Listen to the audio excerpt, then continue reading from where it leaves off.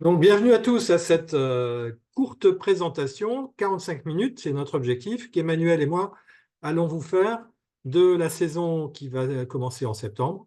On va commencer par les cycles en ligne et puis on évoquera les autres activités, dont les cycles en présentiel et les expositions de la rentrée. Et c'est l'année qui vient, nous avons prévu 5 cycles en ligne. Vous avez les 5 intitulés en face de vous et je vais tout de suite donner la parole à Emmanuel pour évoquer le premier d'entre eux, l'iconographie des saints.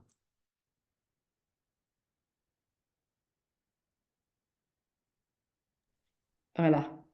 J'avais pas branché mon micro. Vous m'entendez bien là, je pense, c'est bon. Oui, Oui. Donc bonsoir, bonsoir à tout le monde. Ce cycle d'iconographie des saints, il s'inscrit dans le parcours qu'on a déjà lancé d'iconographie chrétienne. Il y en a peut-être parmi vous qui ont déjà suivi les 2 premiers cycles qui étaient consacrés aux évangiles. Alors on n'a pas complètement fait le tour des évangiles, mais on a quand même observé et analysé plusieurs des épisodes les plus importants des évangiles. Du coup, avec Stéphane, on a eu envie pour cette année de changer. Peut-être on reviendra aux évangiles plus tard, mais cette année de la consacrer à l'iconographie des saints. Euh, on a souvent la sensation, je crois, de bien connaître les saints parce qu'ils sont familiers, on les voit dans les églises, on connaît un petit peu leurs histoires. Après, cette iconographie, elle est très riche, elle évolue aussi dans le temps, et puis elle est, comment dire, elle est nourrie des textes anciens, alors un petit peu des évangiles, et puis aussi des écrits plus tardifs qui vont se retrouver dans la légende dorée. Et en fait, quand on commence à regarder de manière plus approfondie l'histoire de Saint-Pierre ou l'histoire de Saint Jean-Baptiste, on se rend compte qu'il y a plein d'épisodes qu'on ne connaît pas. Donc l'objectif de ce cycle, c'était ça, c'était d'aller faire la lumière sur des saints qu'on croit bien connaître et dont en fait on a encore, je pense, pas mal de choses à découvrir. Donc le cycle sera en 10 séances, le lundi, comme d'habitude le matin et le soir.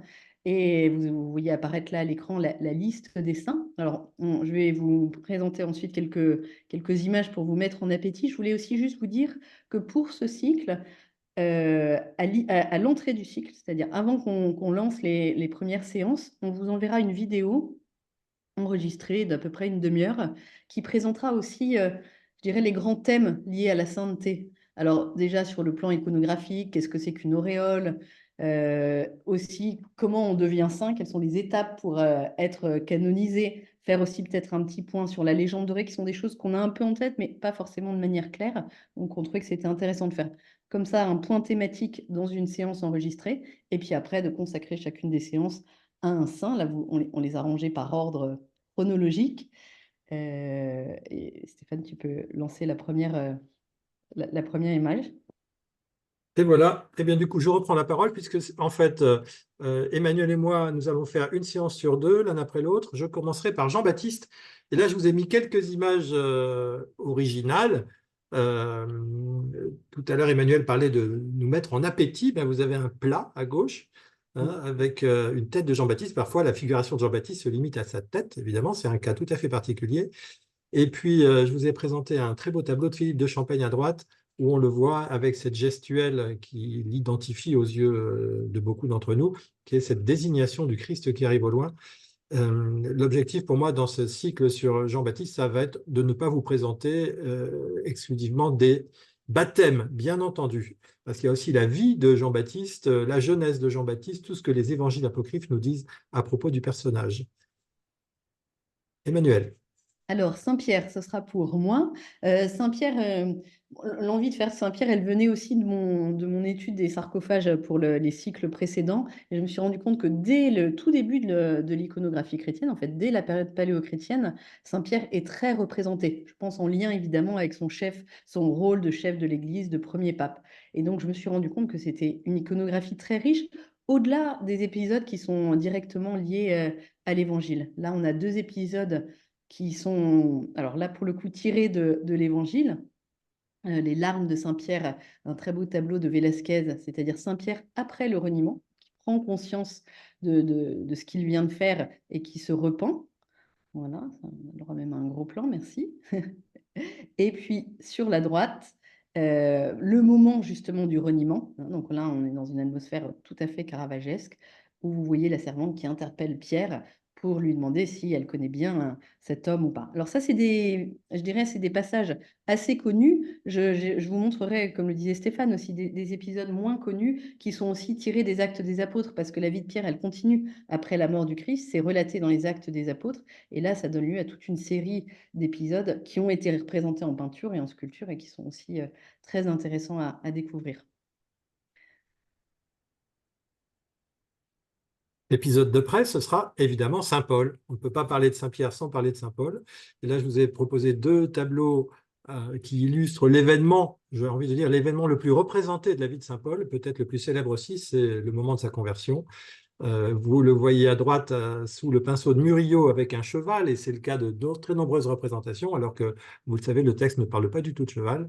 Et à gauche, vous avez un primitif italien qui le fait tout simplement tomber de sa hauteur, c'est déjà pas mal, euh, avec quelques rayons dorés qui viennent du ciel. Voilà pour Saint Paul. Et bien entendu, il y a beaucoup d'autres épisodes de la vie de Saint Paul que l'on trouve aussi dans les Actes des Apôtres et que nous évoquerons ensemble.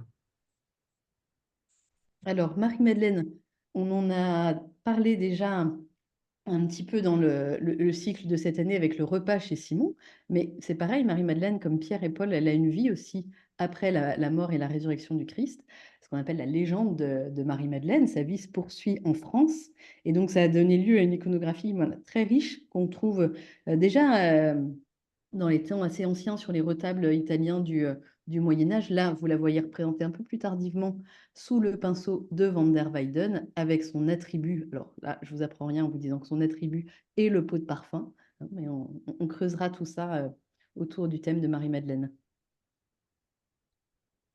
Ben c'est encore à toi en fait, Emmanuel. Non, Saint-Sébastien, c'est toi, Ah, Stéphane. c'est moi Saint-Sébastien, ça alors. Oui. Eh bien voilà, un Saint-Sébastien qui n'est pas en train de recevoir les flèches. Il les a déjà reçues, il est au sol.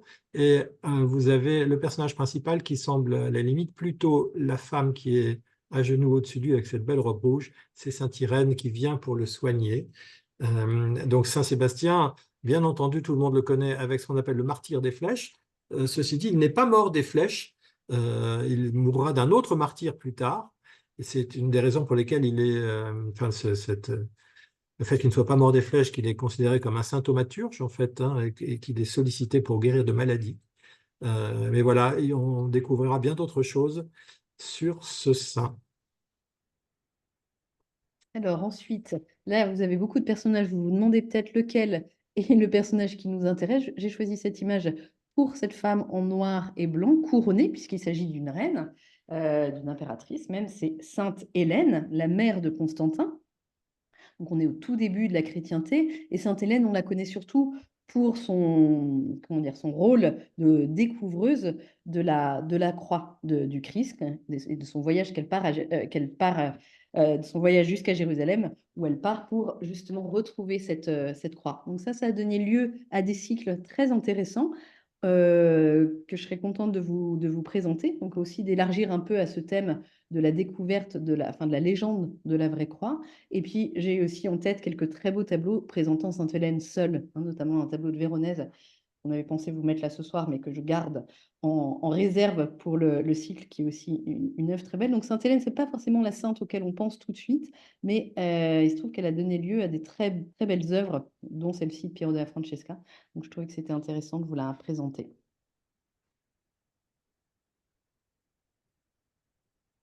Sainte Ursule, et voilà sous vos yeux la chasse de Sainte Ursule qui se trouve au musée de Memling, à l'hôpital Saint-Jean à Bruges, et qui présente 6 épisodes de la vie de Sainte Ursule, plus quelques petites images. Alors Sainte Ursule, elle a donné lieu à des cycles de tableaux très importants. Certains d'entre vous connaissent le cycle qui se trouve à Venise, qui a été réalisé par Carpaccio. Eh bien voilà, il y a une iconographie abondante sur Sainte Ursule et c'est à elle que nous nous intéresserons. Alors là, bien sûr, vous aurez reconnu Saint-Jérôme. Là, pour le coup, on est habitué à voir Saint-Jérôme représenté. Il manque juste son petit lion, à moins qu'il faille aller le chercher là-bas, tout au fond dans le paysage. On cherchera ensemble, si c'est le cas. Ouais, c'est pas sûr, hein. C'est pas sûr, sûr. Mais j'avais choisi cette image parce que, en fait, Saint-Jérôme va donner lieu à la Renaissance à des tableaux magnifiques qui sont en fait des tableaux de représentation d'intellectuels. Saint-Jérôme, c'est l'image de l'intellectuel concentrée dans son bureau. Et donc, ça donne lieu à des représentations comme ça de studiolo de la Renaissance qui sont magnifiques.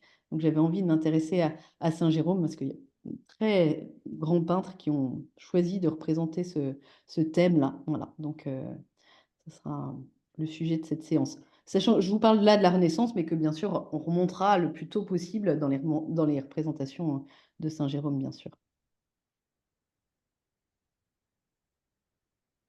Alors là, vous ne devinez pas forcément tout de suite de qui il s'agit. On a là un tableau de Jérôme Bosch qui est à Lisbonne, c'est un des tableaux les plus célèbres du Musée des Beaux-Arts de Lisbonne. C'est la tentation de Saint-Antoine. Le voilà, Saint-Antoine, ici, assailli de toutes parts par des démons, des prostituées, toutes sortes de choses invraisemblables. Euh, c'est certainement l'épisode le plus célèbre de sa vie, en tout cas le plus représenté. Saint-Antoine, c'est un des pères du désert. On est en Égypte dans les premiers siècles, c'est un des inventeurs de la vie monastique. Et puis, j'ai aussi découvert récemment d'autres tableaux sur ce sujet de Murillo, de David Ténier. Enfin voilà, il y a une abondante iconographie sur ce sujet et pas uniquement à propos de la tentation. Voilà, et nous finirons notre cycle. Alors là, en plus, vous avez une image beaucoup plus récente. C'est Maurice Denis, hein, si je ne me trompe pas, Stéphane, c'est ça? C'est ça. Ouais. Pour donc le saint le plus contemporain, même si ça reste un saint du Moyen Âge, mais plus récent que tous ceux qu'on vient de vous présenter, c'est bien sûr Saint François. Saint François ici, je dirais, dans une double représentation. Saint François qui reçoit les stigmates et Saint François en même temps qui loue la création.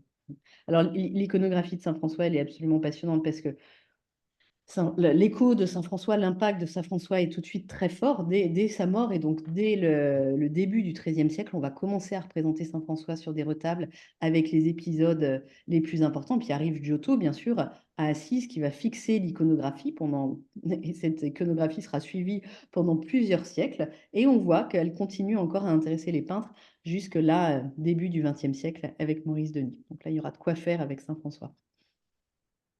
Voilà pour ce cycle sur l'iconographie chrétienne. Je vais tout de suite attaquer le deuxième cycle de l'année qui commencera aussi à la rentrée, le 14 octobre.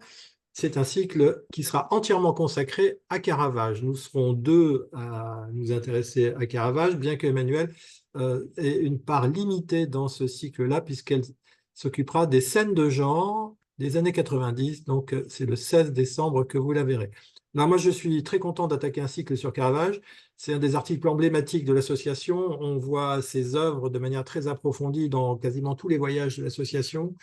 Et il y en a bien d'autres encore qui sont à découvrir. Ça va être pour moi l'occasion de revoir tout ce qu'on a déjà travaillé à son sujet et d'approfondir.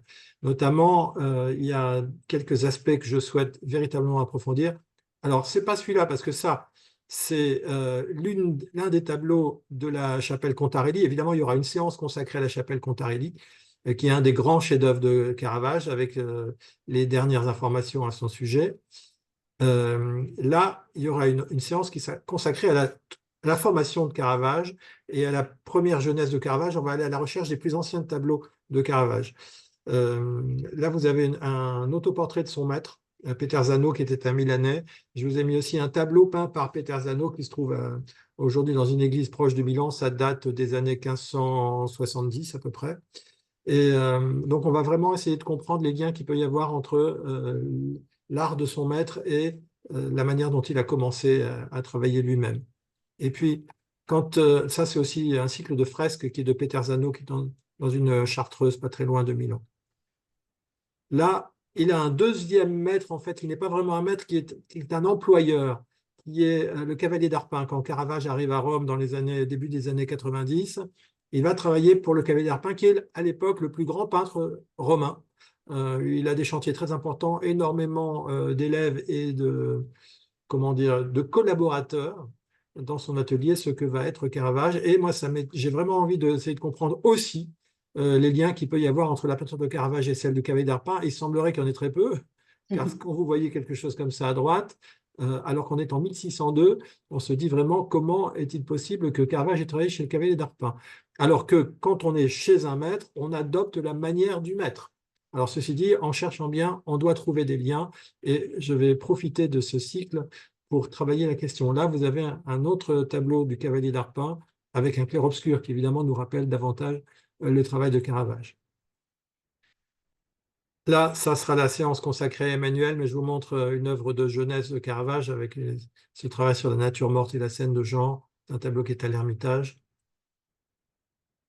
Là, un tableau que j'ai très vivement envie de travailler, que nous n'avons jamais vu dans les voyages de Venez-voyer, c'est normal, il est à Malte. Il y a deux des séances de la fin du cycle sont consacrées aux années d'exil de Caravage.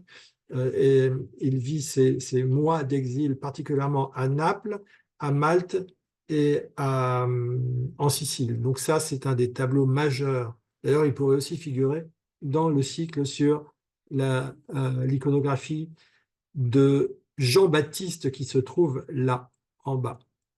Puis je vous montre aussi une œuvre saisissante de Caravage qui est une résurrection de Lazare, tout à fait surprenante, et qui mérite là aussi plus qu'un coup d'œil. Mais voilà, ça fait partie des choses que nous aurons à découvrir et que je me réjouis de découvrir avec vous à partir d'octobre.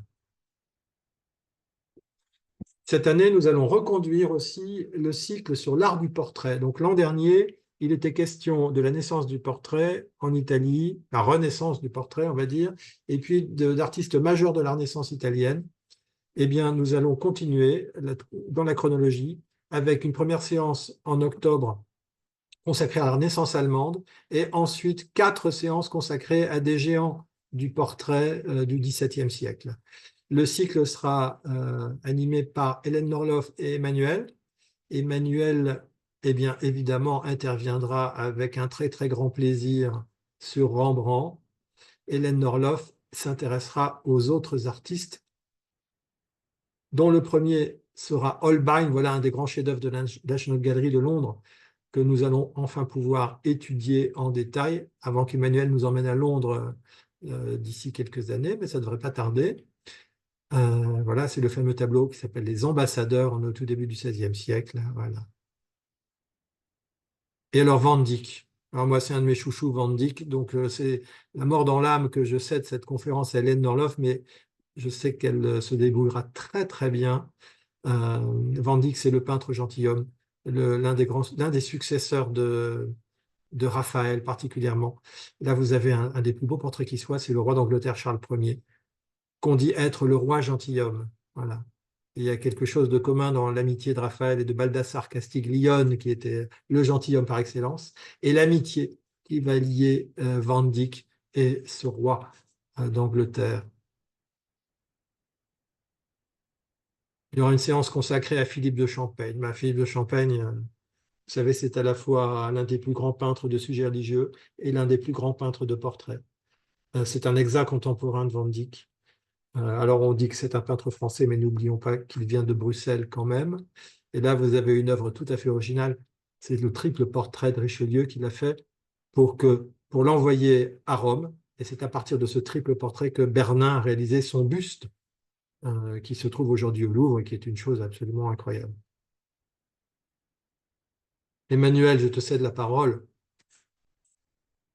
Donc moi, j'aurai le plaisir de vous présenter les portraits de Rembrandt. Là, on arrive à la toute fin de la carrière de Rembrandt. On ne verra pas que des œuvres aussi crépusculaires que celle-ci, je vous rassure, hein, même si je considère l'un des plus beaux portraits de Rembrandt, bien sûr. C'est Madame Tripp qui se trouve à la National, le portrait de Madame Tripp qui se trouve à la National Gallery. Mais mon idée, c'est vraiment, on connaît Rembrandt, hein, son grand talent de portraitiste. Tout au long de sa carrière, il a été reconnu comme portraitiste et très tôt, en fait, c'est ça qui a fait sa renommée. Dès qu'il est arrivé à Amsterdam, c'est pour ses talents de portraitiste qu'il est demandé. Et donc, je vous montrerai aussi des portraits du début. Et ce qui m'intéressera, c'est de vous faire sentir l'évolution. Hein, c'est-à-dire, entre un portrait du début de la carrière de Rembrandt et un portrait comme celui-ci qui se situe tout à la fin, on a du mal à imaginer qu'il s'agit du même peintre qui a peint. Donc, c'est ça qu'on va essayer de comprendre ensemble. Et le cycle se terminera avec une séance consacrée à Velázquez. que j'ai intitulé Des rois et des nains. Ben oui, c'est quand même assez remarquable. Il est particulièrement un peintre de ces personnes que sont les nains, qui étaient très présents à la cour d'Espagne, et parfois comme bouffons, mais parfois aussi comme des personnalités éminentes de la cour. Et puis là, vous avez un des portraits les plus célèbres de Velázquez, qui est le portrait du pape, le nom m'échappe, Innocent X. merci beaucoup, et qui se trouve dans un palais romain aujourd'hui saisissant de vérité. Voilà pour ce cycle sur l'art du portrait. Et là, je repasse la parole à Emmanuel. Alors, ce cycle, j'en ai déjà parlé à certains d'entre vous, ceux qui suivent le cycle Matisse cette année.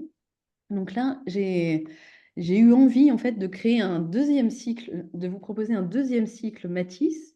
Alors, je vous explique un petit peu comment est née cette envie. En fait, cette année, peut-être que vous l'avez suivi ou que vous avez vu qu'il existait, j'ai proposé un cycle Matisse qui était un cycle en fait qui se voulait un parcours chronologique dans l'œuvre de Matisse. On a commencé vraiment avec les toutes premières œuvres de Matisse et là, début juillet, on termine avec les papiers, les gouaches découpées. Et l'idée, c'était de voir vraiment comment l'évolution de Matisse à travers un enchaînement d'œuvres est quelque chose d'assez exhaustif par rapport à la carrière de Matisse. De ce cycle est né un grand plaisir, mais aussi, je dois le reconnaître, une petite frustration, celle de ne pas pouvoir passer assez de temps sur chacun des tableaux que je présentais, tout simplement parce que j'avais, au vu de l'objectif du cycle, beaucoup de tableaux à montrer dans une seule séance. Et donc, je me suis dit que ça pourrait être intéressant de compléter ce premier cycle Matisse avec un deuxième cycle Matisse, qui là serait un petit peu l'opposé du premier, même si on reste avec Matisse, c'est-à-dire que l'objectif ici est vraiment de se donner du temps pour bien regarder une œuvre de Matisse, autant de temps qu'on en a besoin. Et on sait, pour ceux qui ont suivi le cycle, vous avez déjà fait cette expérience-là, que dans un tableau de Matisse, plus on passe du temps, plus on voit de choses. Donc, on n'épuise pas un tableau de Matisse comme ça facilement.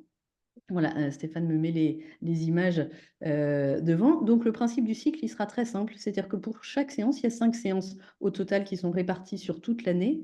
Je vous proposerai d'observer ensemble, attentivement, 2 ou 3 tableaux, mais pas plus que 3, je pense, sur une séance d'1 heure et demie. Donc, vraiment, c'est un exercice particulier, mais qui nous permettra, je pense, de prendre toute la mesure, en fait, de la complexité très très fine de la peinture de Matisse.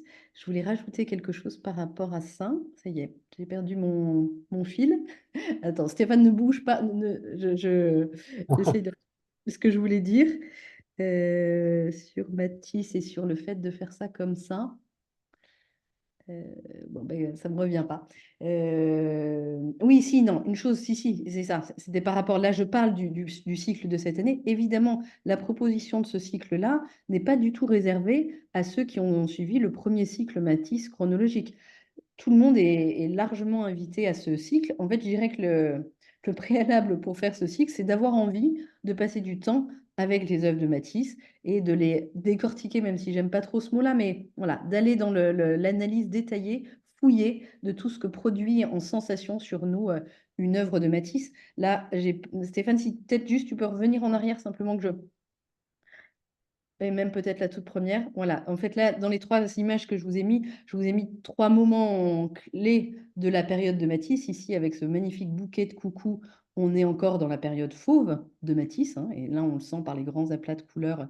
Et c'est cette, comment dire, cette puissance de la couleur. Je pense en particulier ici au rideau rouge. Donc, c'est pas encore tout à fait décidé pour moi, mais je pense que quand même, je suivrai un fil chronologique. C'est-à-dire que la première séance, je vous prendrai plutôt des tableaux du tout début, 3 tableaux du tout début, puis ensuite on avancera comme ça pour quand même sentir aussi cette évolution, même si c'est à partir de beaucoup moins de tableaux. Et j'ai pensé aussi en proposant ce cycle que ça pouvait être intéressant pour ceux qui, parmi vous, ont suivi le cycle Comment regarder un tableau que j'avais proposé déjà 2 années de suite, je pense, dans Venez et Voyez, où en fait, ensemble, on s'est donné un peu des outils pour analyser. Eh bien, là, je dirais que d'ailleurs, c'est pour ça que le cycle s'intitule Apprendre à regarder avec Matisse. L'idée, c'est aussi de mettre en pratique ces outils tout simples d'analyse plastique pour, comment dire, ouais, être plus efficace encore dans l'analyse de ce qu'on voit et de l'effet que ça produit aussi sur nous en termes de sensations. Bien sûr, il n'est pas du tout obligatoire d'avoir suivi les cycles comme on regarde un tableau pour s'y inscrire, hein. Vraiment, j'insiste, ce cycle est ouvert à tout le monde. Là, je vous ai mis une belle odalisque de la période niçoise, quand Matisse vient s'installer dans le sud et que pendant plusieurs années, il a comme un thème, comme ça presque obsessionnel, le thème de l'odalisque. Celle-ci se trouve à New York. Je ne l'ai pas présentée dans le cycle de cette année, mais je l'ai mis de côté parce qu'elle m'a vraiment tapé dans l'œil et j'aurais bien envie de vous la présenter l'année prochaine. Et là, on arrive à la fin. Ça, c'est vraiment les derniers grands tableaux de Matisse. On est en 1947, toutes dernières œuvres qu'il peint avant la chapelle de Vence et les gouaches découpées. Et là, on sent bien tout le mystère qui se dégage de ce tableau. Et l'idée, ce sera de rentrer un peu plus avant dans ce mystère. Et Alors, Emmanuel, tu vas pouvoir continuer. donc, dans la suite de ces cycles que j'ai commencé avec Rembrandt, puis cette année Matisse, j'aimerais vous présenter l'année prochaine Cézanne. Alors, ça fait très longtemps que je tourne autour de Cézanne sans savoir vraiment comment l'appréhender parce que c'est vraiment une sorte de monstre de la peinture Cézanne. C'est pour ça que j'ai intitulé le cycle Le mystère Cézanne, parce que je sens qu'il y a quelque chose encore à comprendre de lui, enfin, pas qu'une chose d'ailleurs, beaucoup de choses encore à comprendre de lui qui m'échappent. L'objectif de ce cycle, ce sera comme avec Rembrandt et Matisse, ce sera de parcourir la carrière de Cézanne en 5 séances euh, pour essayer de comprendre voilà, comment la méthode Cézanne, comment cette sorte de peinture qui ne ressemble à aucune autre se met en place. Et là aussi, hein, si vous avez un peu en tête les tableaux de Cézanne, je vais vous le montrer tout de suite après avec les photos, vous allez voir que l'évolution est très, comment dire, est très forte chez Cézanne, hein. Si je vous montre ce tableau-là, c'est pas forcément évident pour tout le monde d'y reconnaître un Cézanne, et pourtant c'est bien un Cézanne. Un portrait dit de la période couillarde, c'est-à-dire les tout débuts de Cézanne, quand il y va à gros coups de pinceau avec une matière épaisse. Et donc, le défi, ça va être de comprendre comment on passe de ça à l'image suivante, où là, on reconnaît notre Cézanne. Alors, déjà parce que le thème est le thème par excellence de Cézanne, la nature morte, les fruits, les pommes, les oranges. Cézanne, c'est vraiment celui qui a sublimé la nature morte. Là, il fait avec ce qu'il y a de plus simple pour exaucer ça au rang de chef-d'œuvre absolu. Et donc, là aussi, on va essayer de comprendre en analysant, en comparant aussi, en allant voir, en comparant plusieurs natures mortes, peut-être en comparant d'ailleurs à d'autres natures mortes de d'autres peintres de cette époque-là, comment Cézanne arrive à ce degré de réalité, je dirais, de densité pour chaque objet qu'il peint. Et puis, bien sûr, il sera question évidemment de la fameuse Sainte Victoire, du rapport de Matisse, pardon, excusez-moi, je suis encore avec Matisse, du rapport de Cézanne au sud. Les séances seront chronologiques, donc on verra le moment où il se réinstalle dans le sud, et tout d'un coup, cette peinture de plein air voilà, qu'il le gagne, et son attachement à certains sites particuliers des environs d'Aix, et donc bien sûr les séries de la Sainte Victoire. Alors, j'aurais pu faire des séances thématiques, une séance sur les natures mortes, une séance sur la Sainte Victoire. J'ai préféré faire un parcours chronologique pour vraiment sentir comment les choses évoluent. Là, je vous ai choisi une Sainte Victoire de la fin de carrière de Matisse. Je crois qu'elle date de 1904. Et ce serait intéressant de voir comment une Sainte Victoire des années 1880 est différente d'une Sainte Victoire des années 1900. Donc, ça, ce sera aussi, voilà, la comparaison nous aidera à sentir comment dire, la recherche en fait de Cézanne vers une peinture de plus en plus dense et aussi qui tire vers une forme d'abstraction. Là, on est obligé de le reconnaître en 1904, qu'il n'est pas très très loin de l'abstraction. Je crois que je voulais rajouter une dernière chose, mais euh, si, oui, voilà, si, une toute petite chose. Ceux qui ont suivi les autres cycles, vous le savez, mais je le dis pour ceux qui ne les auraient pas suivis. Ce cycle-là sera accompagné avant chaque séance d'une petite vidéo de 10 minutes, 15 minutes au maximum, qui sera une vidéo de présentation avec les faits chronologiques, la biographie. Comme ça, vous pourrez le regarder chez vous 2, 3 jours avant. C'est enregistré, on vous l'enverra. Et quand on commencera la séance interactive ensemble, on pourra se concentrer sur les œuvres. Vous aurez eu la partie biographique avant et ça nous laissera plus de temps pour vraiment être dans l'analyse des œuvres de Cézanne. Voilà. Mais merci Emmanuel pour cette présentation. Je vais vous dire 2 mots sur Hélène Norloff, que certains d'entre vous connaissent déjà. Elle était déjà intervenue dans le cycle sur les portraits. L'an dernier, elle s'était occupée des portraits flamands. Et c'est elle aussi qui a fait visiter le musée Lambinet récemment à Versailles. C'est elle qui a animé la visite consacrée à Hector Guimard dans le 16e arrondissement. Ça permet à certains d'entre vous de la situer. C'est une grande amie et une excellente conférencière. Et alors là maintenant, la présentation des cycles en ligne est faite. Je vais vous donner un aperçu de ce qui vous attend à la rentrée. En termes d'abord d'excursion. Pardon, pas d'excursion, je dis n'importe quoi, d'exposition. On a quelques créneaux pour l'exposition consacrée au trompe-l'œil, au musée Marmottan, à l'automne. Là, vous avez un petit tableau avec cet exercice assez fascinant là, de la représentation du ruban, qui a l'impression dont on a l'impression qu'il est posé tout simplement sur une toile peinte. Et évidemment, il est aussi peint que la toile. Alors, l'un des grands événements de la rentrée sera l'exposition Caillebotte au musée d'Orsay. Je ne sais pas si on aura des créneaux, peut-être qu'on en aura, mais en tout cas, il y aura un minimum une conférence en ligne sur l'exposition et je l'espère aussi quelques créneaux de visite. Là, c'est un des chefs-d'œuvre de Caillebotte qui se trouve à Chicago et qui sera présent au musée d'Orsay à la rentrée. La grande et dernière exposition du Centre Pompidou sera consacrée au surréalisme. Ça sera une très grande exposition, très complète. Là, je vous ai mis tout simplement 2 tableaux qui seront présents dans l'exposition. Un Magritte qui s'appelle L'Empire des Lumières, qui est une œuvre très intéressante qui existe en plusieurs exemplaires. Certains l'ont déjà vu à Bruxelles. Et à droite, vous reconnaissez un tableau de Dali, dont je ne me souviens plus le titre précisément, il fait à peu près 2 lignes, et ça nous parle d'un rêve, ça nous parle d'une femme, et ça nous parle d'abeilles, et ça nous parle de choses que nous ne voyons pas forcément dans le tableau, mais il est question, bien entendu, de surréalisme et d'inconscient. Alors, il y aura une exposition que je présenterai normalement au musée Jacques Marandré à l'occasion de sa réouverture et qui nous présentera une série de chefs-d'œuvre qui viennent de la Villa Borghese à Rome. Et là, je vous montre tout simplement ce beau tableau de Raphaël que certains ont vu l'an dernier dans le cycle sur les portraits, cette femme à la licorne qui sera présente à Paris avec d'autres. Il y aura évidemment du Véronèse, il y aura du Lotto, il y aura enfin toute une série de peintres essentiellement italiens d'ailleurs au musée Jacques Marandré. Au mois de novembre commencera une exposition que j'attends personnellement avec le plus grand intérêt. Elle sera consacrée à Ribera. Certains d'entre vous connaissaient déjà ce tableau qui est au musée du Louvre. C'est ce petit garçon qui a une infirmité. Alors ce n'est pas un pied beau, même si le titre du tableau dit pied beau. Vous avez un peintre qui est contemporain de Caravage. Voilà, on est dans le très beau XVIIe siècle. Je dis espagnol et italien puisque c'est un Espagnol qui a vécu l'essentiel de sa carrière à Naples. Il y aura bien entendu des cycles en présentiel sur lesquels nous sommes en train de travailler actuellement.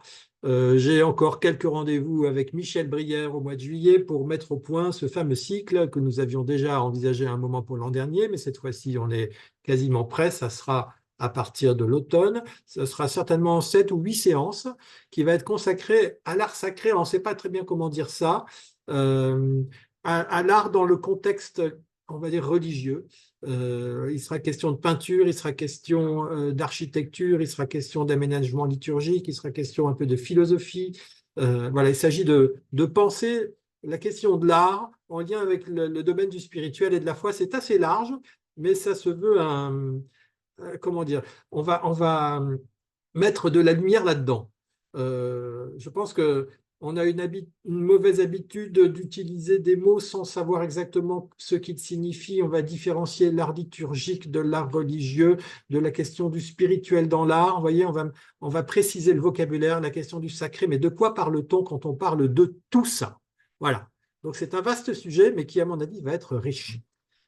Un cycle qui a un énorme succès depuis longtemps dans l'association qui s'appelle le cycle Petit Musée et va reprendre à l'automne. On est en train là en ce moment de découvrir toute une série de sites parisiens et d'Île-de-France dont certains m'étaient mais alors totalement inconnus. Je viens de découvrir qu'il y a un temple bouddhiste dans le pavillon du Cameroun de l'exposition universelle d'avant-guerre 40 qui est aujourd'hui installé dans le bois de Vincennes. Donc c'est une architecture africaine, avec à l'intérieur un aménagement extrême-oriental, avec en face de lui un temple bouddhiste en plus. Enfin, voilà. Vous voyez, des endroits comme ça, là, dont je ne connaissais pas l'existence et qui vont euh, satisfaire notre curiosité. Il y aura des choses plus classiques aussi, hein, des collections d'art, notamment. Il y a une collection d'art optique d'un grand collectionneur français qui s'appelle Cherki, qui se trouve au nord de Paris. Voilà, vous verrez ça. Et puis des choses plus classiques, il y aura la basilique Saint-Denis, il y aura la conciergerie, et voilà, il n'y aura pas que du décoiffant. De décoiffant, il y en aura en revanche dans le cycle art contemporain, qui reprend cette année, là c'est absolument certain. Donc nous serons deux à l'animer, Diane Cellier, que certains connaissent déjà. La première séance est déjà bloquée, réservée, ça sera la Bourse de commerce, et il sera question d'Arte Povera, puisqu'il y a une grande expo sur ce courant de l'art contemporain qui va démarrer à ce moment-là, la Fondation Pinault. Et puis, il y aura plein d'autres choses. On va retrouver aussi la logique qu'on avait il y a quelques années avec le cycle art contemporain, qui est de connaître le contenu de certaines séances dans la semaine qui précédera simplement, parce qu'on aura comme ambition d'être vraiment au fait de l'actualité parisienne et on aura des visites dans beaucoup de circonstances dans des galeries d'art. Et donc, il faudra d'abord découvrir les expositions en galerie avant de les présenter dans le cycle. Des excursions. Excursion de 3 jours. Il y a Bruxelles qui a été reprogrammée du 4 au 6 octobre. Il reste des places à l'heure qu'il est. Ça sera avec Marie-Elisabeth van Rijke-Worsel, que maintenant beaucoup de gens commencent à connaître, puisqu'elle a animé avec brio l'excursion à Liège, à Aix-la-Chapelle, à Anvers, etc. Et donc, elle reprend du travail en octobre avec Bruxelles. Les voyages de l'automne, eh bien, certains les connaissent déjà puisqu'ils sont dans les brochures précédentes.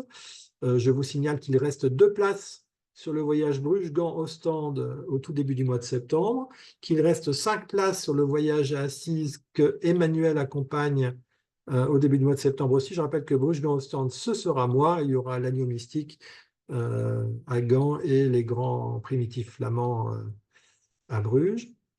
Et puis, alors Lisbonne est complet, c'est pour ça que je ne l'ai pas mentionné. Bon, vous pouvez quand même envisager d'être sur liste d'attente, hein, on ne sait jamais, il y a souvent des désistements. Et en revanche, il reste des places à Florence. Vous savez qu'on a 2 voyages à Florence. On a un voyage qui est plus consacré à la sculpture et au Cinquecento. Ce n'est pas celui-là. Celui-là, c'est le voyage historique de l'association avec les grands chefs-d'œuvre du Quattrocento florentin autour de Fra Angelico, de Botticelli, de Piero della Francesca, de toute cette génération des artistes florentins. Et c'est Emmanuel qui va l'accompagner. Emmanuel qui habite à Florence. Donc, c'est une grande première. Je peux déjà vous annoncer le programme des voyages de 2025, en tout cas une partie de ce programme.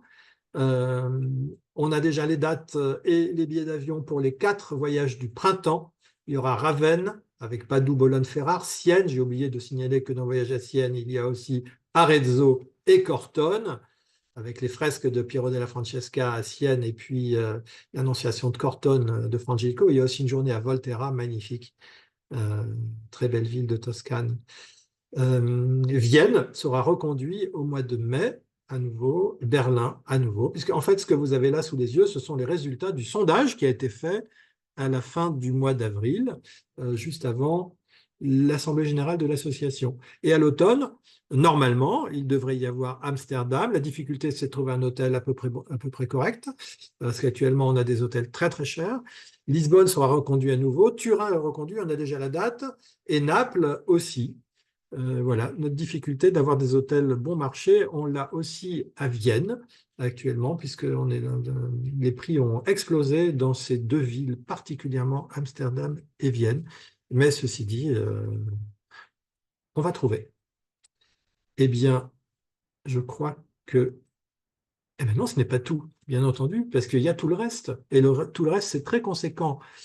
Il y aura bien entendu du cinéma. Je vous annonce que le cinéma n'aura plus lieu le vendredi, mais le lundi, c'est une demande d'une très grande majorité des participants à l'Assemblée générale du mois de mai. Nous reconduisons bien sûr des séances de musique, de philosophie, je ne vous en dis pas plus. Je vous signale quand même, chose importante, que les inscriptions sont ouvertes pour les cycles en ligne. Vous les trouverez sur le site de l'association. Pour ceux qui le souhaitent absolument, il reste possible de régler par chèque, hein, bien entendu. Quand vous réglez en ligne, je vous précise qu'il vaut mieux pour nous que vous ne passiez pas par un compte PayPal, parce que actuellement, il y a à peu près la moitié des gens qui passent par leur compte PayPal et l'autre moitié qui passe par l'option qui s'inscrit sur le site Internet, tout simplement régler avec carte bleue. Il y a aussi de questions de PayPal quand on règle avec carte bleue, mais il faut prendre l'option régler avec carte bleue. Il y a moins de frais par cette procédure-là que si vous passez par un compte personnel que vous avez chez PayPal. Voilà. Et puis, n'oubliez pas que vous pouvez toujours inviter une personne, notamment aux activités en ligne, que nous faisons des tarifs particuliers quand vous invitez des personnes. C'est ce qu'on appelle le parrainage pour une activité en one-shot, c'est-à-dire une seule conférence ou une seule visite. C'est moitié prix pour la personne que vous invitez.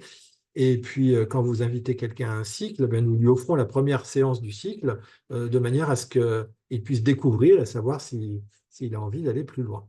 Voilà. Eh bien, je vais proposer à Emmanuel de nous dire ce qu'elle a à nous dire, si elle a quelque chose d'autre à nous dire. Ah mais non, tu as tout dit, Stéphane. Eh ben voilà, c'est parfait. Donc, ben écoutez, je suis très heureux d'avoir pu vous présenter tout ça ce soir. Vous savez que c'est une performance pour nous de parvenir à avoir nos cycles en ligne prêts et en ligne pour cette soirée fin juin. Et donc, on est heureux que ce soit le cas.